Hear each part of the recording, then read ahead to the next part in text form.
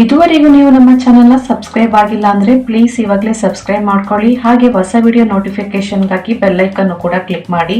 Hi friends, ಎಲ್ಲರಿಗೂ ನಮಸ್ಕಾರ. ನಾಗುಮಹಿ cooking ಚಾನೆಲ್ಗೆ ಸ್ವಾಗತ. ಇವತ್ತಿನ ನಮ್ಮ ರೆಸಿಪಿಯಲ್ಲಿ ಕ್ವಿಕ್ ಅಂಡ್ ಈಸಿಯಾಗಿ ಬೇಕರಿ ಸ್ಟೈಲ್ ಅಲ್ಲಿ ವೆಜ್ ಸ್ಯಾಂಡ್ವಿಚ್ ನ ಯಾವ ರೀತಿ ಮನೆಯಲ್ಲಿ ತುಂಬಾನೇ ಸುಲಭವಾಗಿ ಮಾಡುವುದು ಅಂತ ಈ ವಿಡಿಯೋ ಮೂಲಕ ತಿಳಿಸ್ಕೊಡ್ತಾ ಇದ್ದೀನಿ. ಈ ಸ್ಯಾಂಡ್ವಿಚ್ ಅಂತೂ ಮಕ್ಕಳಿಂದ ಹಿಡಿದು ದೊಡ್ಡವರವರೆಗೂ ತುಂಬಾನೇ ಇಷ್ಟಪಟ್ಟು ತಿಂತಾರೆ. ಅಷ್ಟು ಕೂಡ ಸಖತ್ತಾಗಿ ಕೂಡ ಇರುತ್ತೆ. ಈ ಸ್ಯಾಂಡ್ವಿಚ್ ನ ಮಾರ್ನಿಂಗ್ ಬ್ರೇಕ್ಫಾಸ್ಟ್ ಆಗಲಿ ಅಥವಾ ಈವ್ನಿಂಗ್ ಸ್ನಾಕ್ಸ್ ಆದ್ರೂ ಕೂಡ ಮಾಡ್ಕೋಬಹುದು.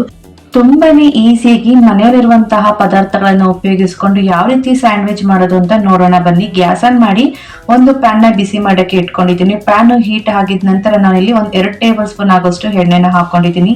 ಎಣ್ಣೆ ಕಾದ ನಂತರ ನಾನಿಲ್ಲಿ ಒಂದು 1/4 ಟೇಬಲ್ ಸ್ಪೂನ್ ಆಗೋಷ್ಟು ಸಾಸಿವೆ, ಒಂದು 1/4 ಟೇಬಲ್ ಸ್ಪೂನ್ ಆಗೋಷ್ಟು ಜೀರಿಗೆನ ಹಾಕೊಳ್ತಾ ಇದ್ದೀನಿ. ಇವೆರಡನ್ನೂ ಕೂಡ ಲೋ ಫ್ಲೇಮ್ ಅಲ್ಲಿ ಸಾಸಿವೆ ಚಟಪಟ ಅಂತ ಸಿಡಿಬೇಕು. ಆ ರೀತಿ ಇದನ್ನ 1 ರಿಂದ 2 ನಿಮಿಷ ಫ್ರೈ ಮಾಡ್ಕೋಬೇಕಾಗುತ್ತೆ. ನೋಡಿ, ಈ ನಂತರ ಫ್ರೈ ಮಾಡ್ಕೊಂಡಿದ ನಂತರ ನಾನಿಲ್ಲಿ 1 ಟೇಬಲ್ ಸ್ಪೂನ್ ಬೆಳ್ಳುಳ್ಳಿನ ಸಿಪ್ಪೆ ಎಲ್ಲ ರಿಮೂವ್ ಮಾಡಿ ಇದನ್ನು ಕೂಡ ಚಿಕ್ಕದಾಗಿ ಕಟ್ ಮಾಡಿ ಹಾಕೊಂಡಿದ್ದೀನಿ. ಹಾಗೆ ಖಾರಕ್ಕೆ ಅನುಗುಣವಾಗಿ ನಾನಿಲ್ಲಿ 1 ಹಸಿಮೆಣಸಿಕಾಯಿನ ನೀಟಾಗಿ ವಾಶ್ ಮಾಡ್ಕೊಂಡು ಈ ಹಸಿಮೆಣಸಿಕಾಯಿನ ಕೂಡ ಆದಷ್ಟು ಚಿಕ್ಕದಾಗಿ ಕಟ್ ಮಾಡಿ ಹಾಕೊಳ್ತಾ ಇದ್ದೀನಿ. ಬೆಳ್ಳುಳ್ಳಿ ಮತ್ತೆ ಹಸಿಮೆಣಸಿಕಾಯಿ ಎರಡನ್ನೂ ಕೂಡ ಸ್ವಲ್ಪ ಎಣ್ಣೆಯಲ್ಲಿ ಕಂದು ಬಣ್ಣ ಬರಬೇಕು, ಅಲ್ಲಿ ತನಕ ಫ್ರೈ ಮಾಡ್ಕೋಬೇಕಾಗುತ್ತೆ. 2 ರಿಂದ 3 ನಿಮಿಷ ಫ್ರೈ ಮಾಡ್ಕೊಂಡ್ರೆ ಸಾಕಾಗುತ್ತೆ. ಹಸಿಮೆಣಸಿಕಾಯಿ ಫ್ಲೇವರಿಗೋಸ್ಕರ ಅಷ್ಟೇ. ಈ ರೀತಿ ಎಣ್ಣೆಯಲ್ಲಿ ಫ್ರೈ ಮಾಡಿದ್ರೆ ತುಂಬಾನೇ ಟೇಸ್ಟ್ ಕೂಡ ಚೆನ್ನಾಗಿರುತ್ತೆ ಅಂತ ನಾನಿಲ್ಲಿ ಹಸಿಮೆಣಸಿಕಾಯಿನ ನೀಟಾಗಿ ಎಣ್ಣೆಯಲ್ಲಿ ಫ್ರೈ ಮಾಡ್ಕೊಂಡಿದ್ದೀನಿ. ನೋಡಿ, ಇಷ್ಟು ಫ್ರೈ ಆದ್ರೆ ಸಾಕು. ಇವಾಗ 1 ಮೀಡಿಯಂ ಸೈಜ್ ಈರುಳ್ಳಿನ ಈ ರೀತಿ ಸಣ್ಣದಾಗಿ ಕಟ್ ಮಾಡಿ ಹಾಕೊಳ್ತಾ ಇದೀನಿ. ನೋಡಿ, ಇವಾಗ ಗ್ಯಾಸ್ ಅನ್ನ ಫುಲ್ ಕಡಿಮೆ ಉರಿಯಲ್ಲೇ ಇಟ್ಕೊಂಡು ಫ್ರೈ ಮಾಡ್ಕೋಬೇಕಾಗುತ್ತೆ. ಈರುಳ್ಳಿನ ಜಾಸ್ತಿ ಏನು ಫ್ರೈ ಮಾಡೋದೇನು ಬೇಕಾಗಿರಲ್ಲ, ಯಾಕಂದ್ರೆ ನಾವಿಲ್ಲಿ ಮಾಡ್ತಿರೋದು ವೆಜ್ ಸ್ಯಾಂಡ್ವಿಚ್ ಅಲ್ಲ. ಒಂದು 80% ಬೆಂದ್ರೆ ಈರುಳ್ಳಿ ಸಾಕಾಗುತ್ತೆ. ನೋಡಿ, ಸ್ವಲ್ಪ ಕಲರ್ ಚೇಂಜ್ ಆದ್ರೆ ಸಾಕು. ಸ್ವಲ್ಪ ಕಂದು ಬಣ್ಣ ಬಂದಿದೆ, ಇಷ್ಟು ಫ್ರೈ ಆದ್ರೆ ಸಾಕು. ಇವಾಗ 1 ಕ್ಯಾರೆಟ್ ಅನ್ನ ಮೀಡಿಯಂ ಸೈಜ್ 1 ಕ್ಯಾರೆಟ್ ಅನ್ನ ನೀಟಾಗಿ ವಾಶ್ ಮಾಡ್ಕೊಂಡು ಮೇಲಿರುವಂತಹ ಸಿಪ್ಪೆ ಎಲ್ಲ ರಿಮೂವ್ ಮಾಡಿ ಈ ರೀತಿ ತುರಿದ್ಬಿಟ್ಟು ಹಾಕೊಳ್ತಾ ಇದೀನಿ. ಈ ಕ್ಯಾರೆಟ್ ಅನ್ನ ಕೂಡ 2 ರಿಂದ 3 ನಿಮಿಷ ಫ್ರೈ ಮಾಡ್ಕೋಬೇಕಾಗುತ್ತೆ. ಸ್ವಲ್ಪ ಎಣ್ಣೆಯಲ್ಲಿ ಕ್ಯಾರೆಟ್ ಅನ್ನ ಫ್ರೈ ಮಾಡ್ಕೊಂಡು 2 ರಿಂದ 3 ನಿಮಿಷ ಸ್ವಲ್ಪ ಕಲರ್ ಕೂಡ ಚೇಂಜ್ ಆಗ್ಬೇಕು. ಇಷ್ಟು ಫ್ರೈ ಆದ್ರೆ ಸಾಕು. ಇವಾಗ ನಾನಿಲ್ಲಿ ಒಂದು ಚಿಕ್ಕ ಗಾತ್ರದ ಟೊಮೊಟೊನ ಆದಷ್ಟು ಚಿಕ್ಕದಾಗಿ ಕಟ್ ಮಾಡಿ ಹಾಕೊಳ್ತಾ ಇದೀನಿ.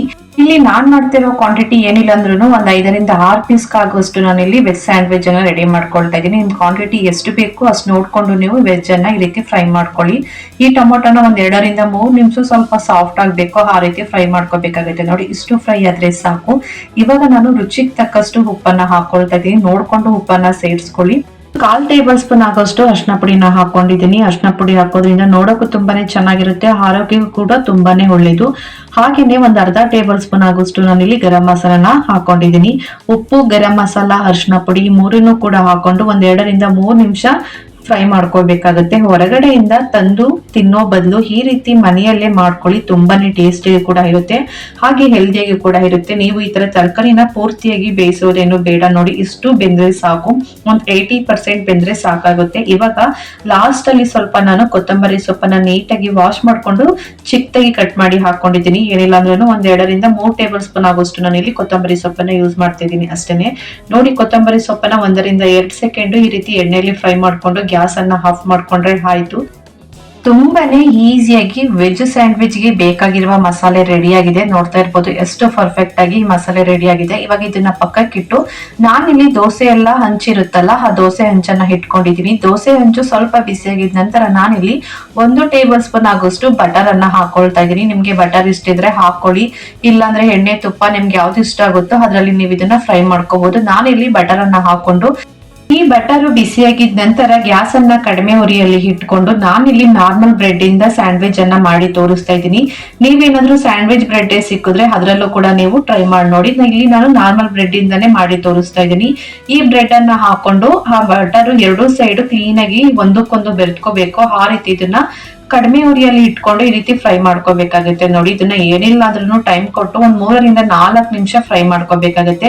ಈ ಬ್ರೆಡ್ ನಿಮ್ಗೆ ಕ್ರಂಚಿ ಆಗ್ಬೇಕಂದ್ರೆ ಕ್ರಂಚಿಯಾಗಿ ಕೂಡ ನೀವು ಫ್ರೈ ಮಾಡ್ಕೋಬಹುದು. ಸ್ವಲ್ಪ ಸಾಫ್ಟ್ ಆಗ್ಬೇಕು ಅಂದ್ರೆ 1 ರಿಂದ 2 ನಿಮಿಷ ಫ್ರೈ ಮಾಡ್ಕೊಂಡ್ರೆ ಸಾಕಾಗುತ್ತೆ. ನಾನು ಇಲ್ಲಿ ಸ್ವಲ್ಪ ಕ್ರಂಚಿಯಾಗಿ ಫ್ರೈ ಮಾಡ್ಕೊಳ್ತಾ ಇದ್ದೀನಿ, ಯಾಕಂದ್ರೆ ಸ್ಯಾಂಡ್ವಿಚ್ ತಿನ್ಬೇಕಾದ್ರೆ ಸ್ವಲ್ಪ ಕ್ರಂಚಿಯಾಗಿದ್ರೆ ತಿನ್ನೋಕ್ಕೂ ಕೂಡ ಸಖತ್ತಾಗಿ ಕೂಡ ಇರುತ್ತೆ ಅಂತ ಹೇಳ್ಬಿಟ್ಟು ನಾನು ಈ ಬ್ರೆಡ್ ಅನ್ನ 2 ಸೈಡ್ ಸ್ವಲ್ಪ ಕ್ರಂಚಿಯಾಗಿ ಫ್ರೈ ಮಾಡ್ಕೊಂಡಿದ್ದೀನಿ. ಇವಾಗ 2 ಸೈಡ್ ಈ ರೀತಿ ತಿರುಗಿಸಿ ಫ್ರೈ ಮಾಡ್ಕೊಂಡಿದ್ದ ನಂತರ ನೋಡಿ, ಇಷ್ಟು ಫ್ರೈ ಆದ್ರೆ ಸಾಕು. ಇವಾಗ ಗ್ಯಾಸ್ ಅನ್ನ ಆಫ್ ಮಾಡ್ಬಿಟ್ಟು ಒಂದು ಪ್ಲೇಟ್ಗೆ ಸರ್ವ್ ಮಾಡಿ ತೋರಿಸ್ತಾ ಇದೀನಿ. ನೋಡ್ತಾ ಇರ್ಬೋದು ಇಲ್ಲಿ ನಾನು ಈ ಬ್ರೆಡ್ ಅನ್ನ ಯಾವ ರೀತಿ ಫ್ರೈ ಮಾಡ್ಕೊಂಡಿದೀನಿ ಅಂತ. ಸ್ವಲ್ಪ ನಾನು ಇಲ್ಲಿ ಕ್ರಂಚಿಯಾಗಿ ಫ್ರೈ ಮಾಡ್ಕೊಂಡಿದೀನಿ ಅಷ್ಟೇನೆ. ತುಂಬಾನೇ ಈಸಿಯಾಗಿ ಬೇಕರಿ ಸ್ಟೈಲ್ ಅಲ್ಲಿ ಯಾವ ರೀತಿ ಇರುತ್ತೋ ಅದೇ ರೀತಿ ಸಿಂಪಲ್ ಆಗಿ ಈಸಿಯಾಗಿ ಮನೆಯಲ್ಲೂ ಕೂಡ ನಾವು ಮಾಡ್ಕೊಂಡು ತಿನ್ಬೋದು. ಟೇಸ್ಟ್ ಅಂತೂ ಕೂಡ ಸಖತ್ತಾಗಿ ಕೂಡ ಇರುತ್ತೆ. ನೋಡಿ ಈ ರೀತಿ ಫ್ರೈ ಮಾಡ್ಕೊಂಡಿದ ನಂತರ ನಾನು ಒಂದು ತಟ್ಟೆಗೆ ಈ ಬ್ರೆಡ್ ಅನ್ನ ಈ ರೀತಿ ಸ್ಪ್ರೆಡ್ ಮಾಡ್ಕೊಂಡು ನಾವು ರೆಡಿ ಮಾಡಿ ಇಟ್ಕೊಂಡಿರುವಂತಹ ಆ ವೆಜ್ ಮಸಾಲಾನ ಈ ರೀತಿ ಎಲ್ಲಾ ಬ್ರೆಡ್ಗೂ ಕೂಡ ನಾವು ಈ ತರ ಸ್ಪ್ರೆಡ್ ಮಾಡ್ಕೋಬೇಕಾಗತ್ತೆ. ಈ ಮಸಾಲಾನ ಜಾಸ್ತಿ ಹಾಕಿದ್ರು ಕೂಡ ಟೇಸ್ಟ್ ಚೆನ್ನಾಗಿರಲ್ಲ. ಆ ಬ್ರೆಡ್ ಕ್ವಾಂಟಿಟಿಗೆ ತಕ್ಕಂತೆ ನಾವು ಈ ಮಸಾಲೆನ ಈ ರೀತಿ ಸ್ಪ್ರೆಡ್ ಮಾಡ್ಕೋಬೇಕಾಗತ್ತೆ. ಒಂದು ಬ್ರೆಡ್ಗೆ ಏನಿಲ್ಲ ಅಂದ್ರೂ ಒಂದು 2.5 ಟೇಬಲ್ ಸ್ಪೂನ್ ಆಗೋಷ್ಟು ಮಸಾಲೆ ಹಾಕೊಂಡ್ರೆ ಸಾಕಾಗುತ್ತೆ. ನೋಡಿ ಎಲ್ಲಾ ಬ್ರೆಡ್ಗೂ ನಾನು ಈ ರೀತಿ ಮಸಾಲೆನ ಸ್ಪ್ರೆಡ್ ಮಾಡ್ಕೊಂಡು ತೋರಿಸ್ತಾ ಇದ್ದೀನಿ. ತುಂಬಾನೇ ಕೇವಲ 10 ನಿಮಿಷದಲ್ಲಿ ಈ ವೆಜ್ ಸ್ಯಾಂಡ್ವಿಚ್ ರೆಡಿ ಆಗುತ್ತೆ. ಯಾವಾಗ ಬೇಕು ಅಂತ ಆವಾಗ ಈ ರೀತಿ ಬಿಸಿ ಬಿಸಿಯಾಗಿ ಮನೆಯಲ್ಲೇ ವೆಜ್ ಸ್ಯಾಂಡ್ವಿಚ್ ನ ಈ ರೀತಿ ಮಾಡ್ಕೊಡಿ. Same to same bakery style ಅಲ್ಲಿ ಯಾವ ರೀತಿ ಟೇಸ್ಟ್ ಇರುತ್ತೋ ಅದೇ ಸೇಮ್ ಟು ಸೇಮ್ ಟೇಸ್ಟ್ ಕೂಡ ಮನೆಯಲ್ಲಿ ಈಸಿಯಾಗಿ ಕೂಡ ಮಾಡ್ಕೋಬಹುದು. ಈ ರೀತಿ ಮಾಡ್ಕೊಟ್ರೆ ಯಾರಿಗ್ ತಾನೇ ಇಷ್ಟ ಆಗಲ್ಲ ಹೇಳಿ. ಇದನ್ನ ಮಾರ್ನಿಂಗ್ ಬ್ರೇಕ್ಫಾಸ್ಟ್ ಗಾದ್ರೂ ಸರಿ, ಲಂಚ್ ಬಾಕ್ಸ್ ಗಾದ್ರೂ ಸರಿ, ಅಥವಾ ಈವ್ನಿಂಗ್ ಸ್ನಾಕ್ಸ್ ಗಾದ್ರೂ ಸರಿ, ಎಲ್ಲದಕ್ಕೂ ಸೂಪರ್ ಕಾಂಬಿನೇಷನ್ ಅಂತ ಹೇಳ್ಬೋದು. ಬಿಸಿ ಬಿಸಿಯಾಗಿ ಬೇಕರಿ ಸ್ಟೈಲ್ ಅಲ್ಲಿ ವೆಜ್ ಸ್ಯಾಂಡ್ವಿಚ್ ರೆಡಿ ಆಗಿದೆ ಫ್ರೆಂಡ್ಸ್. ನೀವು ಕೂಡ ಮಿಸ್ ಮಾಡದೇನೆ ಈ ವಿಡಿಯೋನ ಟ್ರೈ ಮಾಡಿ ನೋಡಿ ಯಾವ ರೀತಿ ಬಂತು ಅಂತ ತಿಳಿಸಿ. Thank you.